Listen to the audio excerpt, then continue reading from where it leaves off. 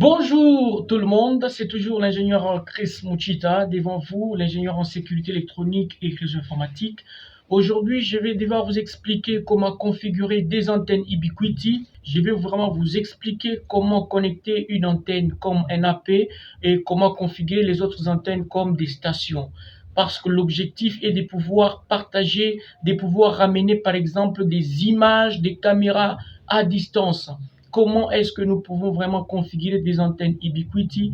Alors, soyez là et suivez-nous pas à pas comment configurer toutes ces antennes ici. Merci en tout cas et soyez scotchés. Là, on débute tout juste après cette publication. On y va. Nous allons commencer. Ici, je vais vraiment vous apprendre comment est-ce que on doit configurer des antennes pointe à pointe, donc des antennes Ubiquiti. Sans plus tarder, nous allons commencer. Voilà. Qu'est-ce qui se passe? Donc, avec les antennes Ubiquiti, par défaut, son adresse IP est toujours de 192.168.1.20. Qu'est-ce que nous allons faire? Nous allons lancer d'abord notre ping, donc notre invite de commande, pour essayer de pinguer si nous sommes dans le même sous-réseau que notre antenne. N'est-ce pas? On va essayer de pinguer l'antenne. Hop. Nous remarquons directement que ça passe.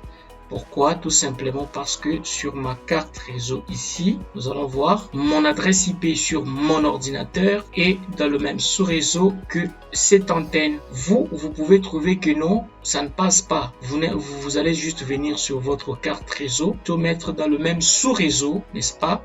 Votre antenne ainsi que votre ordinateur. Vous allez voir que je suis ici 1.50, c'est le même sous-réseau que cette antenne. Voilà. Après avoir remarqué ça, qu'est-ce que vous allez faire? Vous allez lancer votre navigateur, n'est-ce pas? Pour moi, je utilise Google Chrome. Je suis là, je tape l'adresse IP par défaut de l'antenne Ubiquiti, qui est 192.168.1.20. Je valide, ok, hop, on patiente un tout petit peu, hop, vous voyez, vous allez tomber sur cette fenêtre auquel vous allez taper sur paramètres avancés et puis vous allez sur continuer vers le site de cette adresse qui est l'adresse IP par défaut de l'antenne. Vous cliquez dessus, voilà, ici le nom par défaut de l'antenne c'est UBNT et le mot de passe c'est UBNT. Vous sélectionnez le pays. Et je vous conseille toujours de prendre United States. Vous sélectionnez ça, vous sélectionnez la langue française, vous pouvez prendre l'anglais. Il y a aussi d'autres langues là-bas. Vous acceptez le terme de contrat et puis vous cliquez sur nom d'utilisateur. Hop, OK. Voilà, donc quand nous nous retrouvons maintenant ici à l'intérieur de notre antenne, la première des choses à faire, ce que nous allons faire, c'est de pouvoir d'abord changer les configurations réseau de cette antenne. Donc je vais mettre une antenne comme un AP et l'autre antenne que je vais mettre comme une station. La première des choses, je viens ici, vous voyez l'adresse par défaut est là, de l'antenne Ubiquiti, vous allez mettre l'adresse IP qui sera dans le même sous-réseau que votre réseau d'entreprise auquel vous voulez peut-être partager l'information ou donc se communiquer quoi. Je donne pour moi les cas 192.168.245 et puis je mets l'adresse de passerelle 88.1, je peux lui donner le 88 comme étant le DNS primaire et le DNS secondaire, je peux lui donner le 88.4.4, n'est-ce pas? Et qu'est-ce que je fais là? Je valide sauvegarder, ok, et puis je clique sur appliquer. Voilà. Qu'est-ce que nous allons constater ici? Voilà, nous sommes là. Nous venons à peine de changer notre adresse IP. Vous allez voir que là, nous sommes déjà dans le 88.245. Il se peut que si votre ordinateur n'est pas toujours dans le même sous-réseau, vous n'allez pas tomber sur cette fenêtre ici. Ça signifie tout simplement que vous êtes censé changer l'adresse IP de votre carte sous-réseau, de votre carte réseau de l'ordinateur. Vous cliquez, vous allez sur ouvrir le paramètre, n'est-ce pas? Vous venez, comme je vous ai encore dit auparavant, vous êtes là, vous allez changer ici sur votre carte réseau l'adresse IP, n'est-ce pas? Enfin, vous voyez, pour moi, ça est là. C'est pourquoi ça passait. Nous sommes dans le 88.186. Voilà pourquoi est-ce que ça passait. Donc, c'est comme ça. Et puis, quand vous allez retomber sur cette page, vous cliquez de nouveau sur paramètres avancés et puis vous allez sur continuer vers le site ici, cliquez et puis mettez le nom de l'utilisateur, c'est UBNT, et confirmez avec le mot de passe UBNT et puis cliquez sur login. Hop, voilà, très bien. Qu'est-ce que nous allons faire tout juste après ici? Vous allez sur wireless, vous cliquez sur wireless et nous mettons notre antenne sera comme un access point. Je sélectionne un access point. Pourquoi? La règle qui vraiment explique la communication entre deux antennes, la première règle, c'est que nous devons d'abord mettre une antenne comme un access point et l'autre antenne doit nécessairement être comme une station. C'est cette antenne station qui va faire recherche à l'antenne access point. Voilà. Qu'est-ce que je fais? J'active le WDS. On parle aussi de donc, transparence, du bridge mode. Vous voyez, c'est là-bas.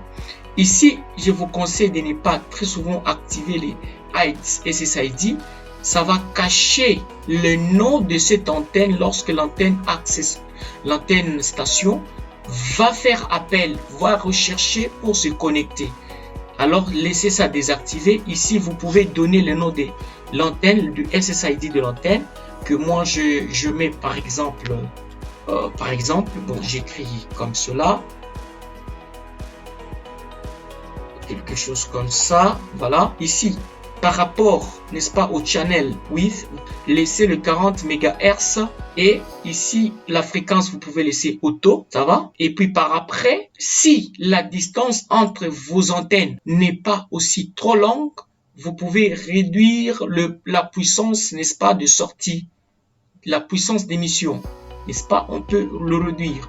Mais si la distance, elle devient encore au-delà des 2 km, 3 km, vous pouvez laisser ça au max. N'est-ce pas? Il n'y a pas de problème. Et puis, sur le wireless security, pour que l'antenne station puisse se connecter à cette antenne, vous êtes censé mettre le mot de passe de sécurité.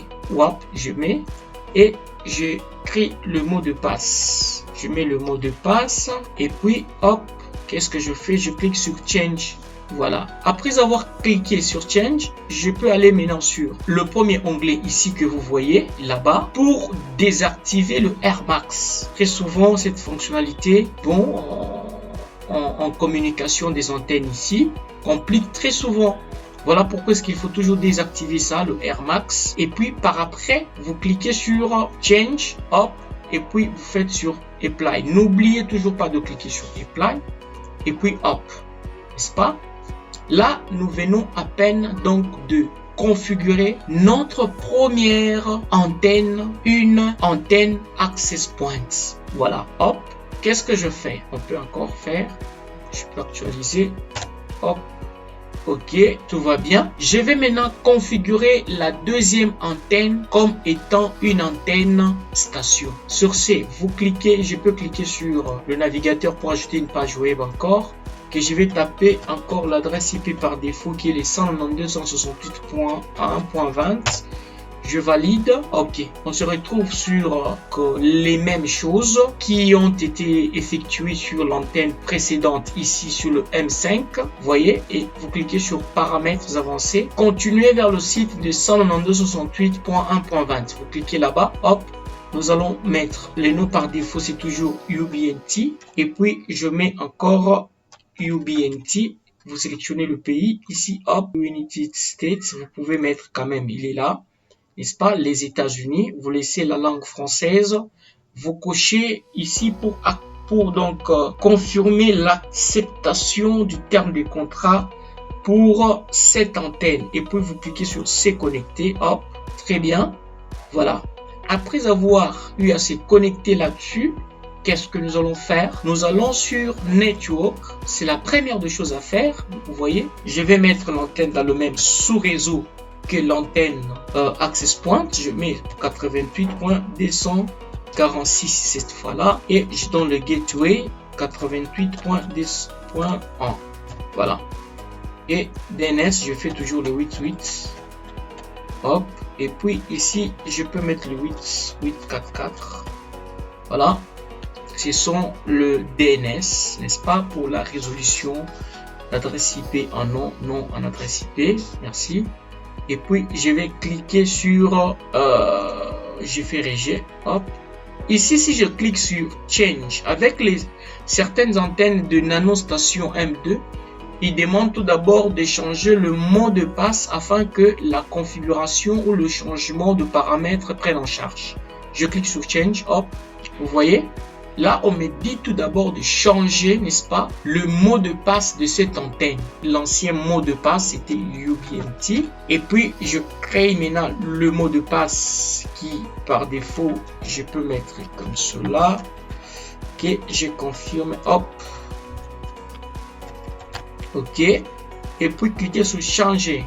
Là, tout va bien. La deuxième des choses que je veux faire, c'est de pouvoir aller sur le paramètre wireless. Hop. Quand je clique là, je vais laisser par défaut cette antenne comme une station parce que la communication entre deux antennes ici, le pointe à pointe, il faudra que une laisse station et l'autre comme un point d'accès. Voilà.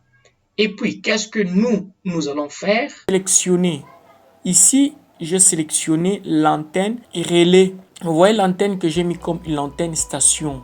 J'avais donné le SSID comme ABS relais. Vous voyez, c'est cette antenne là-bas. Vous cliquez dessus et puis vous allez sur Log.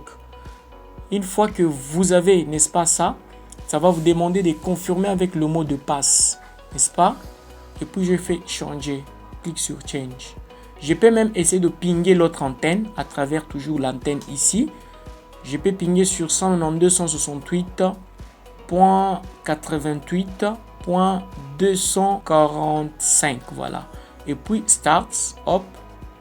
Vous voyez déjà que les deux antennes communiquent sans problème. Voilà. Les deux antennes ici sont vraiment en communication. Vous voyez que l'échange des trafics est là. Donc, vous allez voir ici que donc la transmission-réception, 300 mégabits par seconde, elle est là, tout va bien. Et le noise, nous n'avons pas presque de bruit, moins 98 dBm. Et vous allez voir vraiment que les deux antennes communiquent.